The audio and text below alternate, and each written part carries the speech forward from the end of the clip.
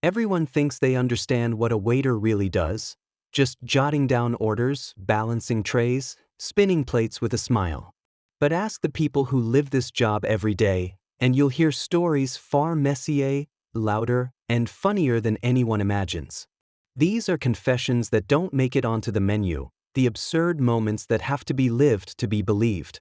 Listen to them speak for themselves.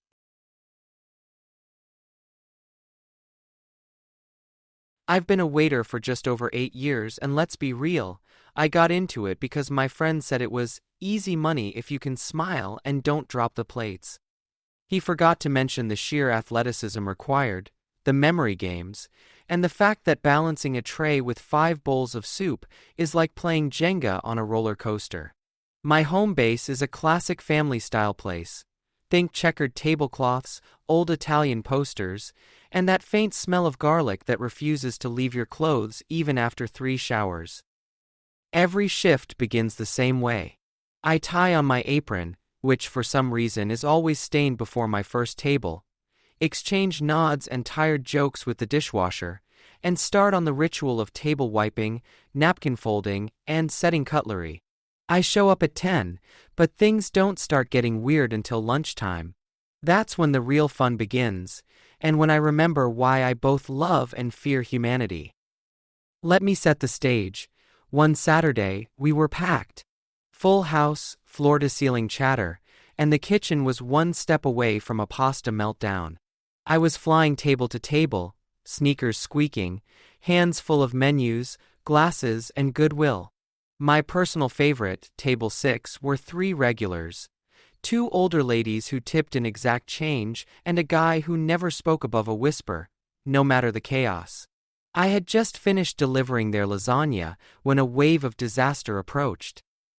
A family of 6 crashed into the restaurant. 2 parents, for kids ranging from angelic toddler to the embodiment of chaos. They were hungry, loud, and full of opinions about the right way to cut pizza.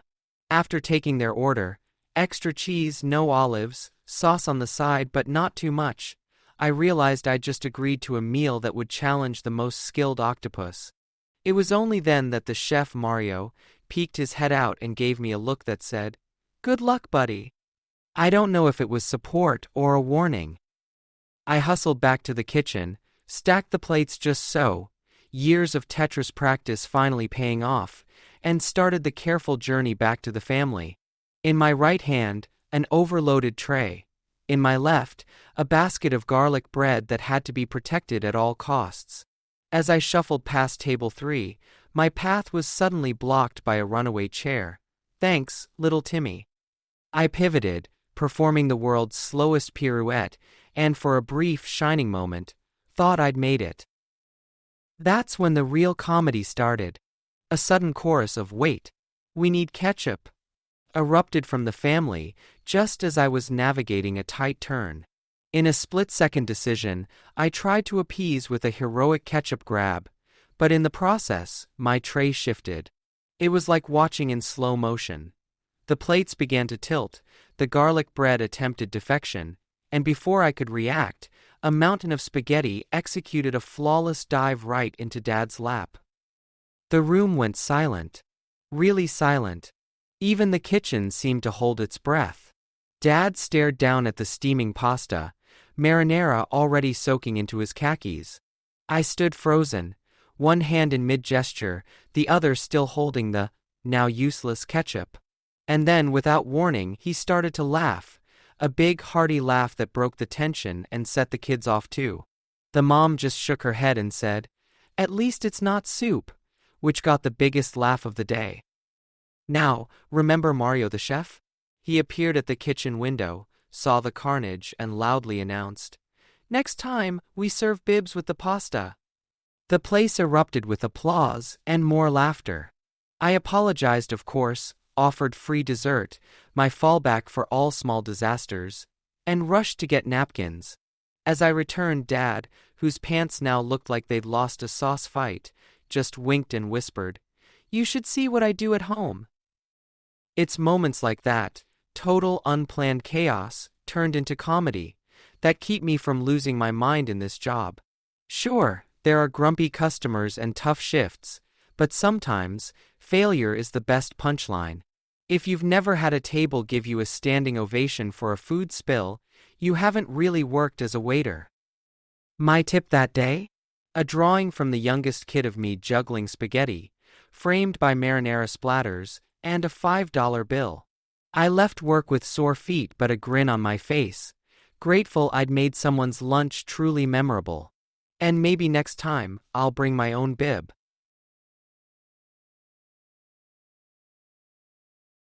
I've been a waitress at this bustling lakeside grill for 6 years, which is surprising given how clumsy I am.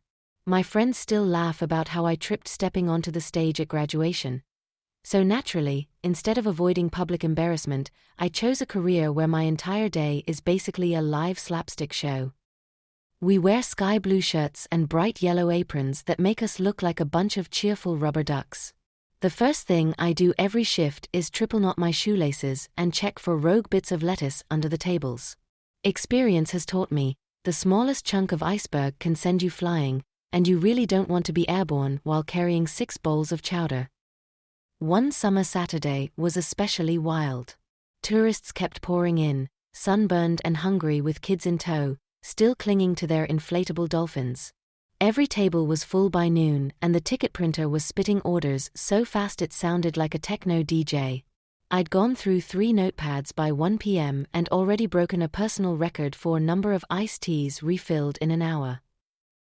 Around 2, a group of college girls came in wearing matching tie-dye shirts. They looked like they'd swum straight across the lake. They squeezed into a booth, requested fries for the table, and burst out laughing every time one of them said literally anything. I took their orders, a burger with the lot but hold the onion, a salad no croutons, add chicken dressing on the side, but not that side, and for dessert, a slice of lemon meringue for the gram. I nodded, pretending my brain wasn't short-circuiting. The burger came up first.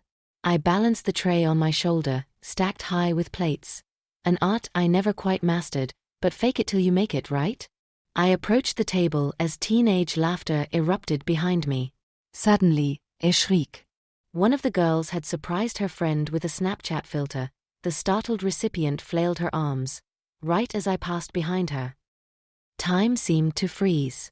My tray went one way, the burger another, a mountain of fries arched in slow motion. Somehow, the lemon meringue stayed glued to my hand, waitress muscles, I guess.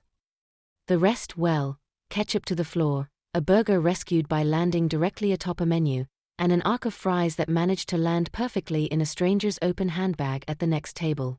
The entire dining room paused, then collapsed into laughter, including the lady whose purse now contained a side order. My cheeks probably matched the ketchup. I tried to apologize, but the tie-dye crew just clapped, chanting, "Waitress Olympics, gold medalist." Someone in the back rang the little lost and found bell we keep at the counter, and one of our cooks started making slow-motion replay noises. The purse lady grinned, fished 3 fries from her bag, and told me she always loved a little takeout surprise. My manager, bless him, arrived with the solemn seriousness only managers can muster. "Is everyone okay? Anyone want fries with their bag?" He deadpanned, and the table howled even louder. Through it all, the meringue stubbornly stayed attached to my palm. So I wobbled over, set it down with a grand flourish, and everyone applauded again. We comped the burger, gave the purse lady an extra dessert, and taped a sign behind the bar, warning, "Waitress may be hazardous to French fries." At the end of my shift, the kitchen crew had created a little trophy out of a potato and a skewer, with a sticker that read "Fry Queen." I set it next to my tip jar, not sure whether to be proud or mortified. You know, sometimes I worry about what my tables think when I'm their server. The clumsy girl in the canary yellow apron who drops forks more than checks. But there's this running joke among the weekend crowd: who's serving us today? The one who moonlights as a juggler. It's all in fun. My regulars know I'll spill more tea than I serve, but I'll always bring a laugh with the main course. I still tell myself I master the art of the tray. But honestly, if waiting tables has taught me anything, it's that you can plan all you want. Just be ready when the burger takes flight. After all, Laughter is the best tip I've ever gotten. And the legend of the flying fries? Well, that's the only story that's never left this restaurant, except in a handbag.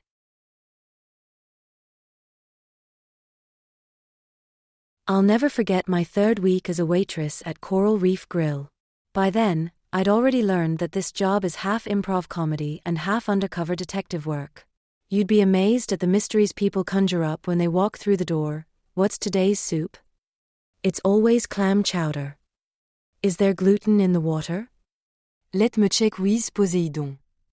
Some days I feel like the only person in the building getting paid to sprint in public and fake composure during natural disasters, by which I mean dinner rush. I was barely 21 the summer I got hired, and I still remember the panic that came with my first really busy Saturday night. I'd been thrown into a section with 8 tables, the neon "Pray for Me" sign lighting up behind my eyes. My manager told me, "Don't let them see you sweat." Good advice if you're a bottle of ketchup, not if your polyester shirt is now 80% nervous energy and 20% coffee stains. That night I greeted a table of 4, 2 couples out for just drinks and maybe a little something to eat. By the time I said, "Can I start you with our drink specials?" it was clear they'd swap a little, and something to eat with everything fried, and 3 rounds of margaritas. I was still running from the kitchen with chips and salsa when table 2 flagged me for 2 glasses of water, one with just a little ice and one with the smallest slice of lemon you can manage. I nodded like a pro, though I had no idea how small a lemon slice could go before it officially becomes zest. Meanwhile, the fryer decided to stage a rebellion. Suddenly, the kitchen filled with smoke and someone whistled the tune from Mission Impossible. I did what every pro does, poured water, delivered drinks, and acted as if breathing chili fry fumes was normal. Then a regular, Mr. DeLuca, call me Tony, but I'll never remember your name, came in and ordered a steak well done with a steak knife sharper than last week's. Obliged, smiling extra wide. Disaster tiptoed in as I carried a tray loaded with nachos, 3 margaritas, and a salad. Table 1 erupted in laughter as their toddler threw crayons onto the floor, nearly tripping me. My right foot performed a move that could land a spot on a gymnastics team. The tray wobbled dangerously. For a split second, I could see my reflection in a margarita glass, the face of someone desperately calculating how to save the nachos. I overcorrected, spinning like a dancer, and managed to keep everything on the tray except the salad, which performed a graceful slide off the plate and onto the lap of the woman at table 1. There was a moment of stunned silence. I froze, a single cherry tomato resting on the woman's shoe, dressing elegantly streaked across her dress. She looked up, blinking, mouth forming a question only a waitress could answer. Then her partner burst out laughing, and to my absolute relief, so did she. "Well, at least now I match the tablecloth," she joked, and I instantly felt the tension break. I apologized so many times she started to apologize back for not catching the lettuce. To make it up to her, we treated her to dessert, our legendary brownie sundae. She insisted on trying to feed me a bite right in front of my manager, winking as she declared, "Waitresses need chocolate more than anyone." Soon both couples, and even Mr. DeLuca, who had migrated over, were cracking jokes and sharing misadventures. By closing time, I'd refilled water about 20 times, sliced more lemons than any reasonable human should, and signed a menu for the toddler who had never met a real waitress before. My once pristine shirt was now a work of abstract art, courtesy of salsa, brownie, and a splash of margarita, but when I looked around at the laughing tables, I couldn't be anything but grateful. It took me weeks to stop flinching every time I walked by the salad station.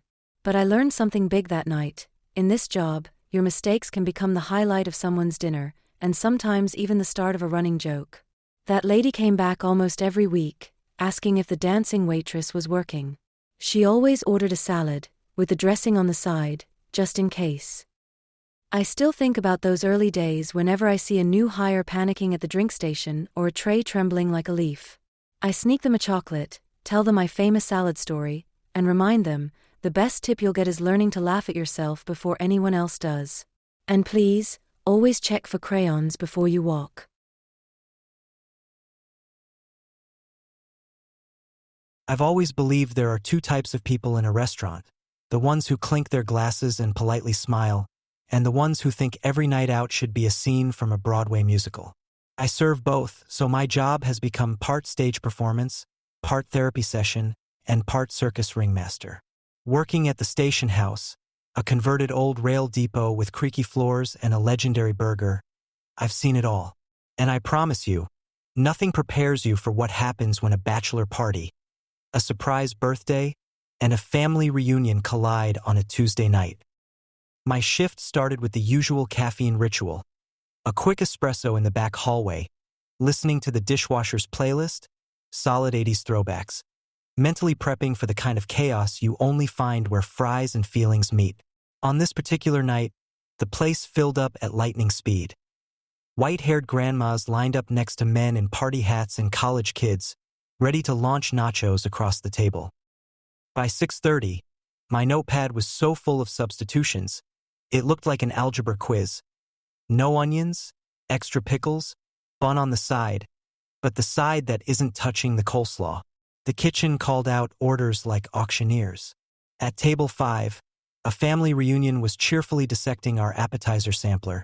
They debated the merits of potato skins versus mozzarella sticks with the seriousness of Supreme Court justices. The bachelor party, though, was the real headline act. 7 guys, 1 inflatable flamingo, and a plan to set a new record for wing consumption. Their spokesman, dressed as a train conductor in honor of our theme, handed me a pile of ones and dared me to keep count on a napkin. I promised to do my best, warning him that my math gets dicey after 40 buffalo wings. It was all going great until the birthday group arrived. They showed up with balloons, a singing card, and a confetti cannon. It took the entire waitstaff 5 minutes to clear enough room for the surprise entrance, and in that confusion, someone set a giant slice of ice cream cake on the bar fridge, right next to the bachelor party's wings. Here's where I made my mistake. In the swirl of orders, math, and music, I managed to swap the birthday cake with the extra hot wings platter. So, when the lights dimmed, the pitcher of sodas got raised, and happy birthday started. What did the guest of honor blow out? 7 candles jammed into a steaming pile of red-hot chicken wings, the flames a little too real for anyone's liking. The room paused, everyone staring as the birthday girl leaned in to blow out the candles, only to recoil from a sudden blast of habanero sauce aroma. Someone yelled, "Make a spicy wish." The tension snapped as she burst out laughing, tears streaming down her face, as she and her friends howled loud enough to get kitchen staff peeking out the door. Of course, the bachelor party caught wind of the episode. They immediately demanded cake for themselves, sure I was holding something even hotter in the back. I scrambled to locate the actual dessert, finally retrieving a now slightly melted but still recognizable cake from the fridge. To her credit, the birthday girl traded a bite of actual cake for a dare to eat just 1 ultra-spicy wing. And she did, mascara running, confetti stuck in her hair, the whole room chanting her name like she just won an Olympic medal. It took me half an hour and several pitchers of water to settle everyone down. There was sauce on the birthday balloons, and somehow the inflatable flamingo ended up wearing a party hat. By then, every table had joined in the applause, and I realized the best thing about a night like this is nobody goes home without a story. At the end of my shift, my shirt looked like I'd lost a food fight with the condiments table. My voice was hoarse from laughing, and my tip jar was stuffed with little drawings. One of me juggling tray and cake, another of the flamingo drinking a soda. The birthday group sent me home with a party favor: a leftover sparkler and a balloon that read, "Congratulations. Hot stuff." That night became restaurant legend. For weeks, guests would ask about the flaming birthday wings and request whatever that guy brought out last time. If you want to know the secret to surviving nights like those, here it is. Remember, every disaster is just applause waiting to happen. And never, ever leave the ice cream cake next to the wings. It's embarrassing to admit how many times I've apologized to inanimate objects. After 5 years at the Lantern Grill, it's always "sorry, chair," or "excuse me, catch a bottle," but that's just what the job does to you. My name's Kevin, and I've gone from college kid hoping for quick tips to master of the daily chaos, king of dad jokes, an unofficial referee for toddler disputes over the last chicken tenders. Working here, I've learned that real life doesn't just imitate comedy, it outpaces it by miles. Every one of my shifts starts the same. A mug of generic diner coffee. Real coffee is for the guests. A glance at Rosie's lucky spatula taped above the grill, and the kind of conversation with coworkers you only hear at 6:45 a.m. Do pancakes fly farther if you use extra butter? The answer? Wait long enough and you'll find out. On parade day, I expected a full house, but what I got was the kind of crowd you only see in sitcom opening credits. The annual kids' parade spilled hundreds into the street. Face-painted kids, parents holding balloons, a man in a banana suit herding a Girl Scout troop past our windows. Within minutes, tables filled with families and regulars, and Rosie's griddle was singing overtime while she barked out food orders with the cadence of a game show host. At table 4, a crew of dads debated the healthy breakfast. They settled on omelets, with extra cheese and a side of bacon, while the glittery grannies took over table 7. These women were immediate legends, flamboyant boas, hats covered in airbrushed cats, and, right in the center, a rubber chicken glowering at me, as if daring me to mess up breakfast. The chicken's owner winked. Meet Henrietta. She comes for the company, not the food. Orders piled up, pancakes shaped like parade floats, French toast, but with glitter, if possible, juice with exactly 7 ice cubes. And the regular surprised me for old Mr. Carter, who claims he once ate nothing but oatmeal for a year just to keep things exciting. I was 5 orders deep, tray loaded, weaving between chairs when it happened. A little pirate, sword, eye patch, and all, darted beneath my arm just as I passed the granny's table. That's when Henrietta let out a deafening squeak. I jumped a mile, tray tipping, pancakes launching. The room froze, watching the syrupy car crash in slow motion. It felt like fate working in slapstick. Instead of disaster, gravity and chance performed a miracle. Flapjacks landed perfectly centered on the pirate's head, golden yolk running down the eye patch, while a slice of bacon arched heroically onto Henrietta's back. Silence. Then a tidal wave of laughter crashed through the diner. Even Rosie, proud keeper of the lucky spatula, peeked out applauding. The pirate whipped off the hat, syrup mixing with confetti. "Best treasure ever," he cried, and the grannies rewarded my breakfast acrobatics with a standing ovation. Henrietta the chicken was now crowned with bacon and, briefly, a napkin hat. Cleanup became a community event. Napkins, cheers, promises to tip big for style points. I snapped a photo with the grannies, pirate, Henrietta, and my syrup-splattered apron. It's now on the wall, captioned, "The Great Pancake Rescue." That should have been enough, but the universe wasn't done. One of the dads insisted on trying my balancing technique. He attempted his own pancake trick, immediately launching a sausage into a full coffee cup. Mr. Carter couldn't stop laughing. The grannies gifted me a plastic trophy, Henrietta duct-taped on top, with a label, King of Comedy Service. By the end of the shift, my hair was sticky, my shoes had become syrup magnets, and my tip jar sparkled with glitter and a drawing from the pirate. A heroic Sir Kevin of the Flapjacks slaying a pancake dragon.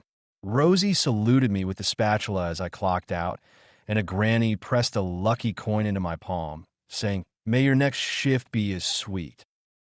Sometimes I think waiting tables is 20% skill, 80% going with the flow, and 100% remembering to laugh. My pancakes might never stick the landing again, but no one will ever forget the day Henrietta squeaked her way into diner history. If you spot syrup in my hair, just know I earned in the line of breakfast duty. And honestly, I'd do it all again tomorrow. If someone told me 10 years ago that I'd become a professional apology in advance machine, I'm not sure I would have believed them.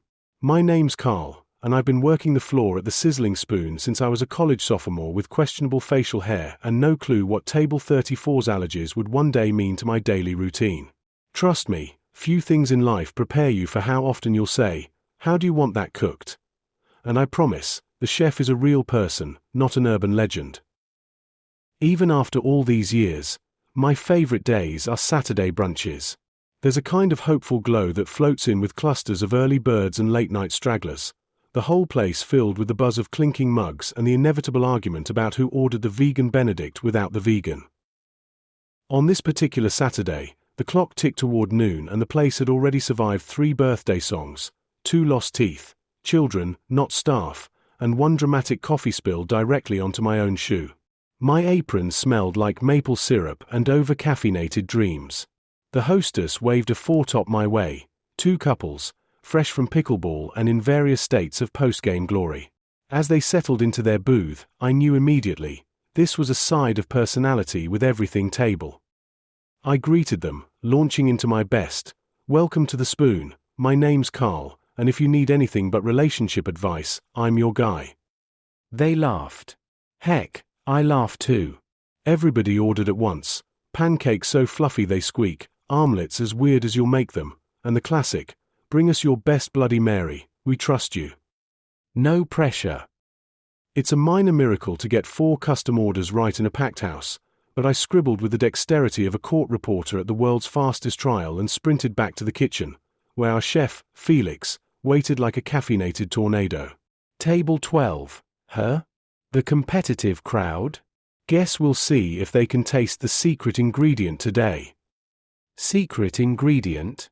He winked. Optimism and a dash of paprika. Back on the floor, the Bloody Marys became an instant crowd pleaser. I'm not sure it was the bacon garnish or the mildly suspicious pickle, but they made a toast to Carl's brunch magic, even before their food arrived. As plates hit the table, I was halfway through my usual "let me know if you need anything," except a new personality pitch, when I felt it, disaster, striding toward me disguised as a trio of toddlers, each clutching a fistful of crayons and a look that said, "We own this joint now." I hadn't even reached table 14 before the crayons met the armlets. One enthusiastic little artist mistook his sister's scrambled eggs for a canvas and drew a bright green smiley face right in the yolks. His mother gasped. His father looked like he'd just lost at pickleball again. There was chaos, shrieks, a napkin flag raised in surrender.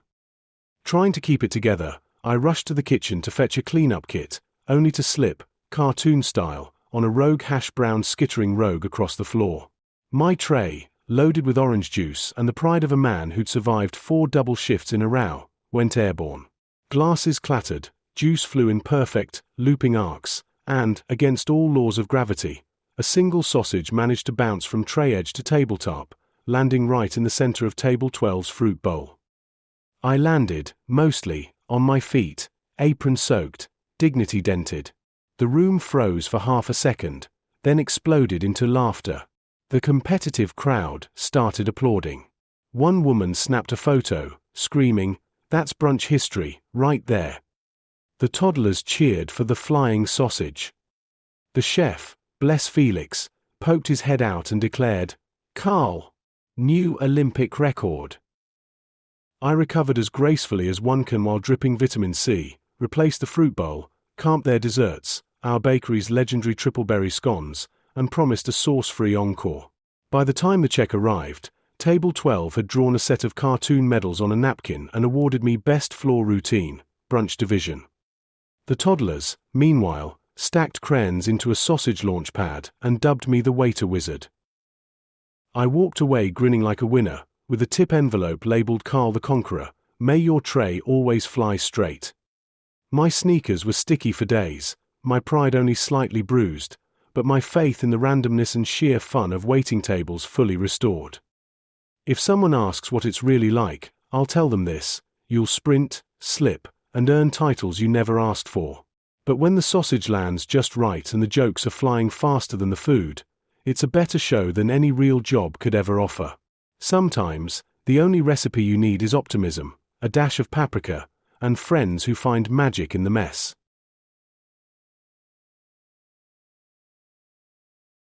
My friends think being a waitress is about balancing plates and pretending you care about decaf. They have no idea it's really about perfecting your fake laugh and learning the secret art of calming down couples who passive-aggressively order salad for each other. My name's Nadia, and for 5 years at the Spruce Cafe, I've witnessed more relationship dramas and surprise birthday betrayals than a whole season of reality TV.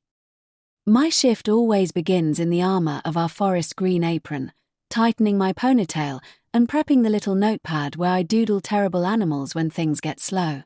The morning staff exchange caffeine-starved nods, and someone usually yells, "No spoon, no service," before our breakfast rush begins.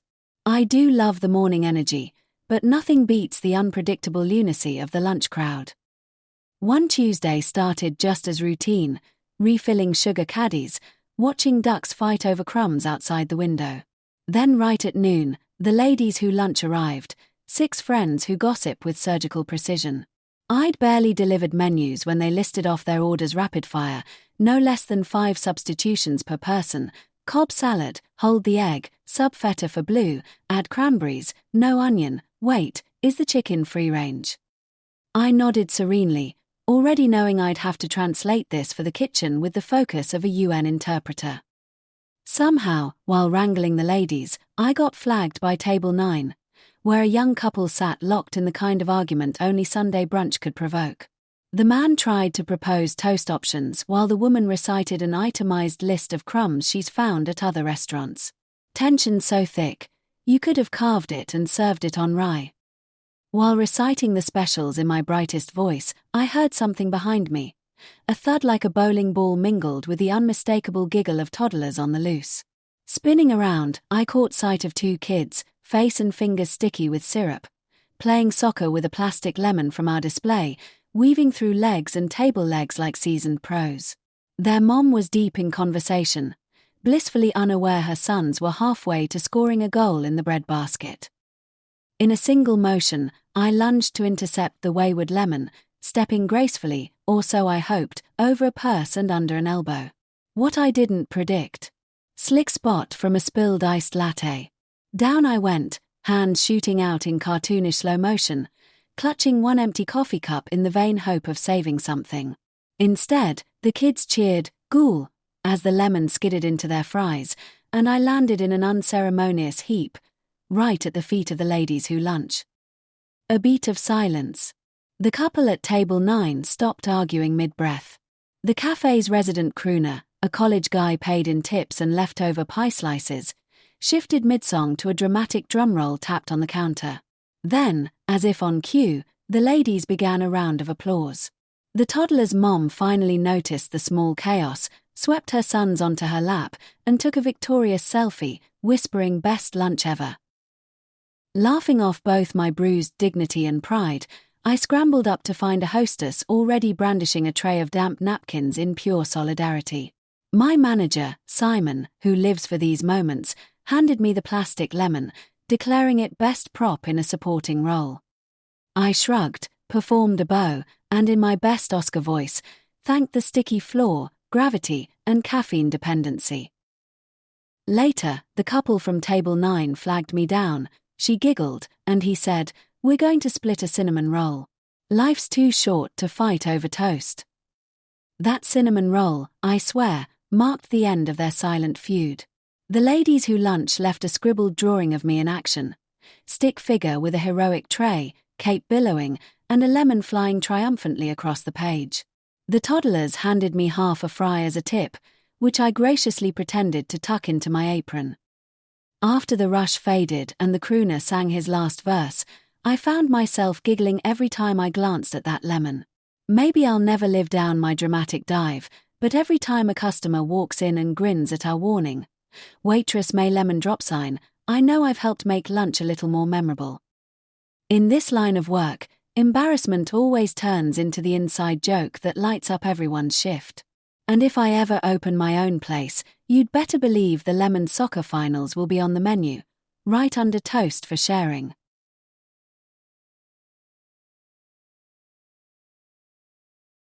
Working as a waiter turns you into a master at reading people. Before you even reach their table, you know if they're plotting a tip or planning to ask for a birthday song. My name's Lucas, and after 6 years at the Sunflower Bistro, I've become fluent in body language, menu code, and the survival skills required for shifts when your entire section turns into a social experiment. Every morning starts with a silent pep talk and the ritual of changing into my lucky sneakers, a battered pair emblazoned with ketchup stains that, for reasons unknown, seem to bring more luck than any server's prayer. I greet my coworkers with a grin and a joking, "Ready for the tip Olympics?" Most shifts are fun, some are bedlam, but every once in a while you get a story that sticks. Today was one of those days. It was a rainy Thursday, so the place filled with folks who clearly weren't expecting to spend their lunch break with strangers.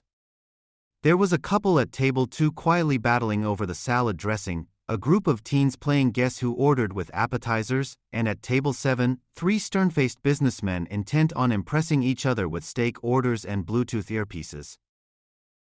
Right after noon, the sky cracked open and a wave of sodden paradegoers invaded the bistro. I barely had time to process one table when a father-daughter duo shuffled in, dripping, desperately seeking warmth and the elusive bottomless hot chocolate. The dad wore an oversized poncho and a look that screamed, "I've lost control."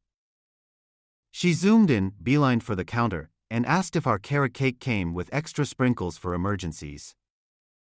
I promised sprinkles, even though the kitchen only offered rainbow and sad birthday. As I negotiated their order, a voice behind me piped up, "Waiter, we ordered 10 minutes ago, could you double-check the speed of time back there?" The businessmen clearly. I responded with a polite joke, "I'll ask the chef to set his watch to sprint mode." And they cracked smiles, finally lowering their earpieces. Chaos was building. Someone asked for the smallest check possible, and I delivered a slip of paper not much larger than my thumbnail. The teens at table 5 requested their fries arranged to spell out "Go Team," which I managed with some creative ketchup art that left me feeling like a Picasso of potatoes. Then the moment came. A small group of new moms arrived with twin strollers, each containing a napping baby and roughly 40 pacifiers. Midway through their smoothie order, a stroller's brake gave up, sending a baby rolling gently past a startled couple and toward the dessert display. I leapt, executed a not too graceful block, and brought the stroller to a gentle stop, earning me an impromptu round of applause. As I turned to wave, I missed the slick mat by the counter. It sent me sliding, tray of water glasses in hand, right into the businessmen's table. Water, ice, and San Pellegrino went everywhere, splattering their fancy suits and tech gadgets. Time froze. Table 7 glared, and the dad in the poncho audibly gasped. Yet it was the daughter who broke the silence, yelling, "Look! He brought the rain inside." The whole room dissolved into laughter. To recover, I fetched a mountain of napkins and managed a sheepish joke, Sunflower Bistro now offering complimentary showers. The businessmen tipped their heads and finally smiled. One even gave me a fist bump for speed and style points. The paradegoers, adorned now with rainbow sprinkles from the kitchen, cheered as I served carrot cake like a champion, still sporting a splash of mineral water on my shirt. The manager, seeing I'd diffused the water crisis, handed me a tiny trophy, a salt shaker with Lucas, Rainmaker written on tape. The dad left an extra tip for rescue services rendered.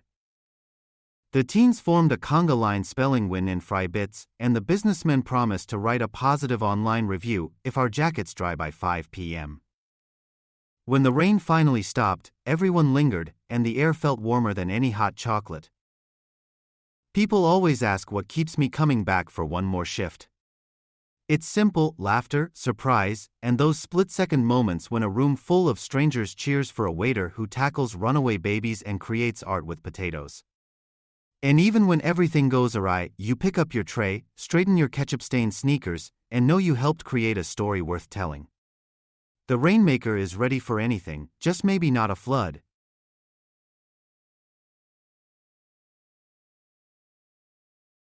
Chances are, if you've ever set foot in a busy cafe, you've caught a glimpse of someone like me, frantically juggling mugs, menus, and sugar packets with a bright sure thing glued to my face. My name's Erica, and for nearly 7 years I've been a fixture at Maple and Rye. Regulars claim I can recite the entire menu backward, and sometimes I actually believe them, especially during the Sunday morning stampede when lattes outnumber humans. My day begins much like every waitress's, prepping with a fortress of bobby pins in my hair and mentally promising not to spill anything. Our manager, Mia, loves motivational posters. My personal favorite is the one taped to the service station. Keep calm and ketchup on. The motto works even when it absolutely shouldn't, which at Maple and Rye is pretty much always. This particular shift didn't start as a disaster. In fact, the opening act was a peaceful breakfast crowd, a family celebrating Grandpa's birthday, a sleepy grad student cramming for finals, and the Muffin Club, 5 retired teachers who critique our pastry selection as if every order earns an Olympic medal. I breezed through their special requests, almond milk here, blueberries on the side there, and kept the coffee flowing. My real challenge strolled in at noon. 2 huge parties at once, a book club, all with identical scarves like a team uniform, and a kids' soccer squad decked out in neon cleats. Tables pushed together, water glasses lined up like dominoes, and someone demanding the most photogenic Caesar salad you've got. The one thing you learn quickly in this job is that the more people sitting together, the less likely you are to hear the same story twice, let alone get one single, unified order. Of course, just as I was balancing the tray for the scarf crowd, 8 drinks, 3 slices of carrot cake, a glass of lemonade with all the seeds strained out, please, one of the soccer kids launched her shoe beneath the neighboring booth. 20 seconds later, I'm down on my knees, tray overhead, sliding a little like an awkward curling stone to fetch the missing cleat. You'd expect the story ends here, shoe retrieval, laughter, and a polite tip. But fate had one of those let's see if she can handle this moments in store for me. While crawling out, I felt a tug. The scarf of a book club member had somehow gotten wrapped around my elbow, and as I stood up, the scarf yanked upward with dramatic flair, launching a half-eaten carrot cake slice directly across the table. Time slowed.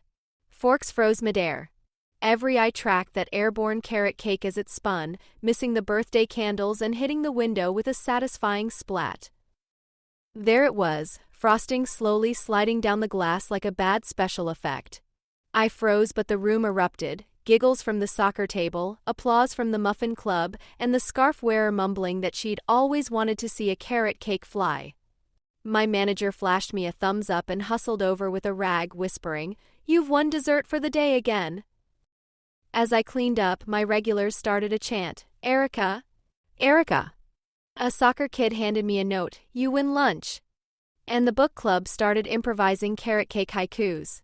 My cheeks blazed with embarrassment and laughter in equal measure.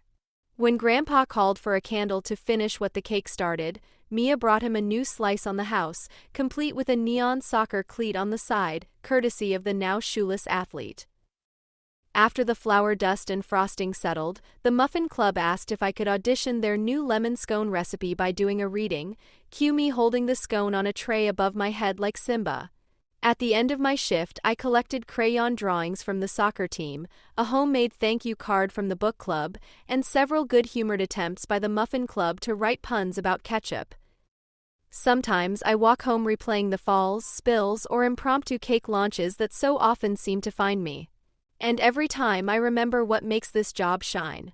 No matter how ridiculous the moment, all it takes is a team of regulars, some laughter, and a little carrot cake on the window to remind you that being a waitress means being at the center of a million stories at once. If there's frosting on your apron and a smile on your face, you're doing it exactly right. And next time, I'll just keep an eye on those scarves and the trajectory of airborne desserts. There's an odd magic to working the closing shift in a neighborhood restaurant.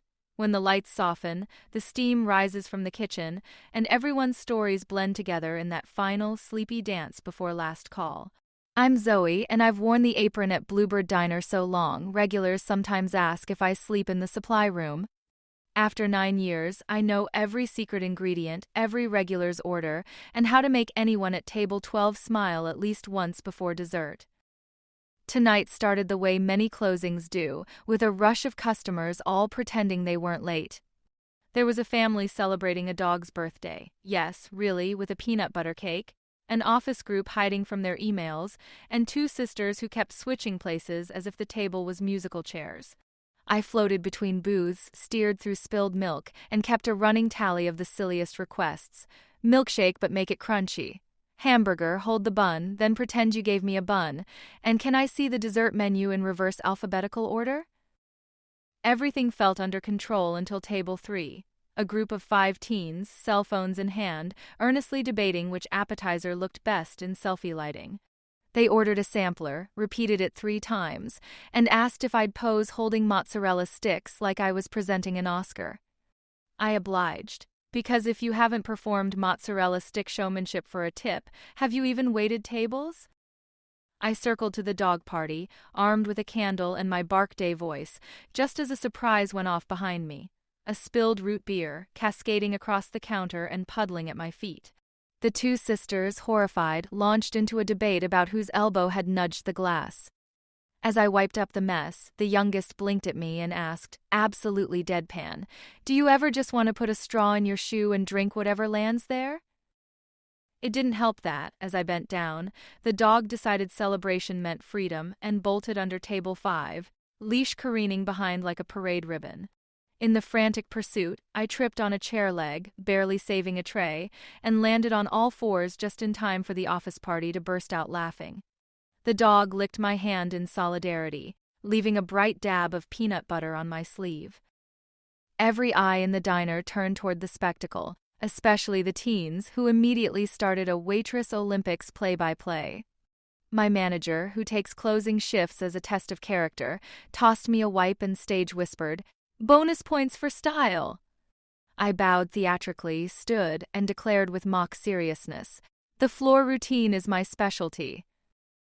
Somehow I rallied, delivering hot fries to the teens, who rated my performance a 9.5, bringing a fresh milkshake to the sisters, and helping the dog family arrange a group photo. Just as peace settled in, the office group tried to settle up with a joke. "Can you bring the bill, but make it as tiny as possible?" So I dashed to the kitchen, returned with a slip from the order pad not half the size of my pinky. They tipped twice, for comedic timing. The night's highlight arrived with dessert. Everyone wanted it.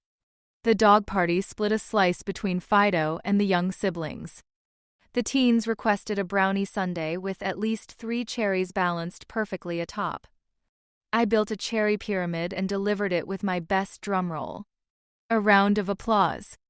One sister fished out a cherry and asked if she could take my picture to post as diner queen. Why not? At closing, the teens left a doodled napkin, me balancing cherries with a crown and the words legend. The dog's family gifted a hand-drawn paw print for your peanut butter courage. The sisters gave me a silly poem, ode to the waitress who smiles through root beer, taped to the cash drawer. When the staff locked up, there was laughter and shared recollections, the near escapes, the spilled secrets, and the triumphs big and small. Walking home, peanut butter drying on my sleeve, I thought about what this job really is. A nightly test of improvisation, levity, and the ability to laugh at chaos and keep serving. And if every night ends in applause, dog parties, and cherry crowns, there's nowhere else I'd rather be. Maybe I really do sleep in the supply room. After all, I owe it my best floor routine every single night.